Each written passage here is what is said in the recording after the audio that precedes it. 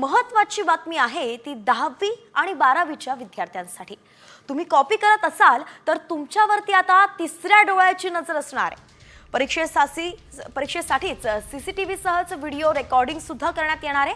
परीक्षेतील गैरप्रकार टाळण्यासाठी परीक्षा केंद्रांवरती सीसीटीव्ही कॅमेरे बंधनकारक करण्यात आलेत आणि त्यासोबतच सहाय्यक परीक्षकांच्या मोबाईलवरून सुद्धा प्रत्येक केंद्रावरील पेपर संपेपर्यंत हालचाली टिपण्यात येणार आहेत। त्या हालचालींवरती वॉच ठेवण्यासाठी शिक्षण विभागात वॉर रूम सुद्धा तयार करण्यात येणार आहे। त्यामुळेच क्षमतेपेक्षा जास्त गर्दी केंद्रावरती दिसल्यास परीक्षा केंद्रात पर्यवेक्षकांनी फेऱ्या न मारता एकाच ठिकाणी उभे राहिल्यास विद्यार्थ्यांनी बैठक व्यवस्थेत बदल केल्यास गैरप्रकाराच्या हालचाली झाल्या तर तात्काळ शिक्षण विभागात तयार करण्यात आलेल्या नियंत्रण कक्षाला आता कळू शकणार आहे।